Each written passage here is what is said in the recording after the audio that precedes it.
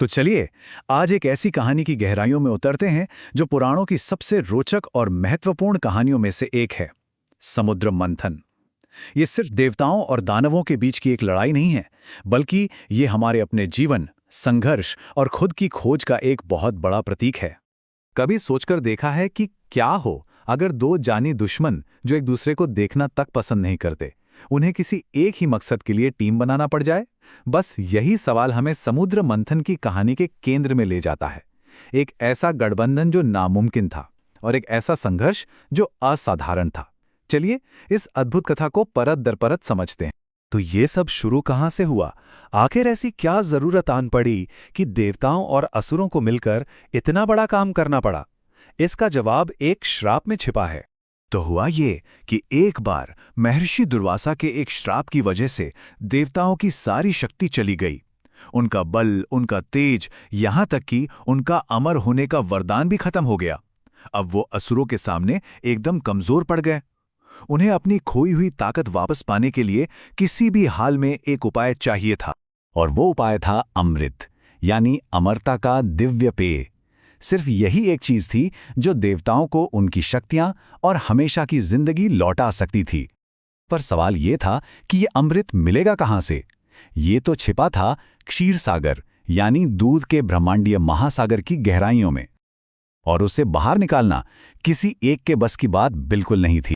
अब इतने बड़े सागर को मंथना ये अकेले देवताओं की बस का तो था नहीं। तब भगवान विष्णु ने उन्हें एक अनोखा रास्ता दिखाया। उन्हें अपने सबसे बड़े दुश्मनों यानी असुरों से मदद लेनी पड़ेगी।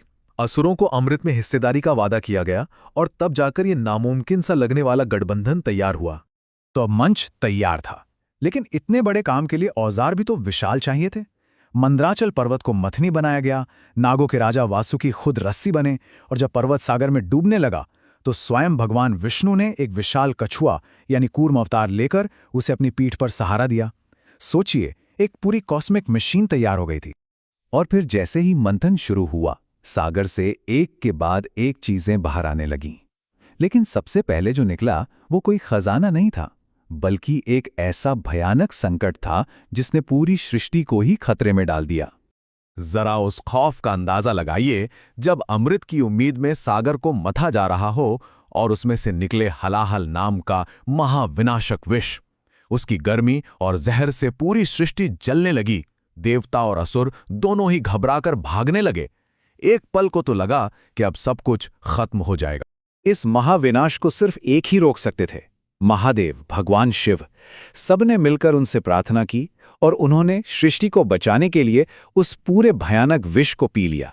लेकिन माता पार्वती ने उस जहर को उनके गले से नीचे उतरने ही नहीं दिया और उसे कंठ में ही रोक लिया। इसी वजह से उनका गला नीला पड़ गया और तभी से वो नीलकंठ कहलाए। विष का संकट टलने के बाद सागर ने अपने असली खजाने देने शुरू किए। एक एक करके कुल 14 दिव्य रत्न बाहर आए। इनमें हर इच्छा पूरी करने वाली कामधेनु गाय थी, 7 सिरों वाला दिव्य घोड़ा उच्चश्रवा था, इंद्र का हाथी ऐरावत था और भगवान विष्णु की दिव्य मणि कौस्तुभ भी थी। यहां तक कि धन और सौभाग्य की देवी मां लक्ष्मी भी इसी मंथन से प्रकट हुईं। और सबसे अंत में खुद देवताओं के वैद्य भगवान धन्वंतरी अमृत का कलश लेकर प्रकट हुए। यहाँ एक बात समझना बहुत जरूरी है। ये कहानी सिर्फ एक पौराणिक कथा नहीं है, बल्कि ये हमारे अपने जीवन का एक प्रतीक है। वो समुद्र मंथन असल में हमारे मन का मंथन है, और हर रत्न उन गुणों को दिखाता है जिन्हें हम अपने जीवन के संघर्षों से हासिल करते हैं। चलिए कुछ खास रत्नों का गहरा मतलब समझते हैं। देवी लक्ष्मी सिर्फ भौतिक धन दौलत नहीं, बल्कि मन की शांति और सौभाग्य के प्रतीक हैं। कामधेनु गाय हमें निस्वार्थ भाव से देना सिखाती है। कौस्तुभ मणि उस दिव्य ज्ञान की तरह है जो हमें जीवन की मुश्किलों के बाद ही मिलता है। और चंद्रमा, वो एक शांत और नियंत्रित मन का प्रतीक है, वो सुकून जिसकी तलाश हम सब करते हैं। तो विष का संकट भी टल गया और अनमोल रत्न भी मिल गए। अब हम कहानी के उस हिस्से पर आते हैं जिसका सबको बेसब्री से इंतजार था, यानी अमृत का प्रकट होना। और फिर आखिरकार वो पल आ ही गया। मंथन के बिल्कुल अंत में सागर से प्रकट हुए भगवान धन्वंतरी, और उनके हाथों में था अमृत से भरा वो पवित्र कलश, वो पेय जो अमरता देता है। लेकिन जैसे ही अमृत सामने आया, देवताओं और असुरों के बीच का समझौता टूट गया। असुरों ने अपना वादा तोड़ा, अमृत का कलश छीना और उसे लेकर भाग निकले। चारों तरफ एकदम से अफरा तफरी मच गई। इस बिगड़ती हुई स्थिति को संभालने के लिए भगवान विष्णु ने एक बार फिर एक चाल चली। उन्होंने मोहिनी का रूप धारण किया, एक ऐसी स्त्री जिसका सौंदर्य देखकर कोई भी मोहित हो जाए। असुर उनके रूप पर मंत्रमुग्ध हो गए और अमृत बांटने का काम खुद ही उन्हें सौंप दिया। बस फिर क्या था, मोहिनी ने बड़ी ही चतुराई से सारा अमृत सिर्फ देवताओं को पिला दिया। लेकिन एक असुर था, स्वरभानु, जो बहुत चालाक था। उसने देवता का भेष बनाया और चुपके से देवताओं की पंक्ति में बैठकर अमृत की कुछ बूंदें पी ली, पर सूर्य और चंद्रमा ने उसे पहचान लिया। इसके बाद भगवान विष्णु ने अपने सुदर्शन चक्र से उसका सिर धड़ से अलग कर दिया। क्योंकि उसने अमृत पी लिया था, वो मरा नहीं, बल्कि उसका सिर राहु और धड़ केतु के रूप में हमेशा के लिए अमर हो गया। ये धोखे की कीमत की कहानी है। समुद्र मंथन की कहानी भले ही हजारों साल पुरानी हो, लेकिन इसका असर, इसकी गूंज आज भी हमारी संस्कृति और परंपराओं में जिंदा है। ये गूंज आज भी हमारी परंपराओं में जिंदा है। श्रावण का पूरा महीना भगवान शिव के उस महान बलिदान के सम्मान में उनकी पूजा के लिए समर्पित है। ऐसा माना जाता है कि अमृत कलश से जो बूंदें पृथ्वी पर गिरी, वही आज प्रयागराज, हरिद्वार, उज्जैन और नासिक में कुंभ मेले के पवित्र स्थल हैं।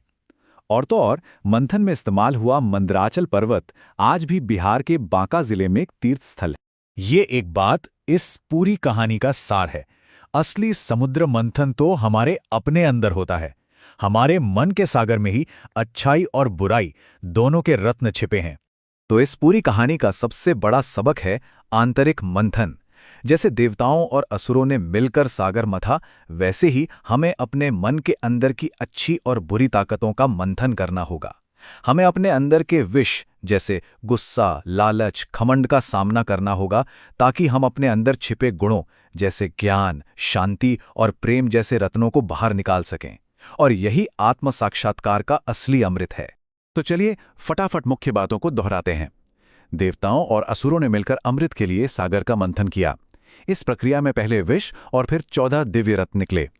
भगवान शिव ने विष पीकर सृष्टि की रक्षा की। इस महान कथा की विरासत कुंभ मेले और श्रावण महीने जैसी परंपराओं में आज भी जिंदा है। और सबसे बड़ा सबक है आत्म सुधार के लिए अपने मन का मंथन करना।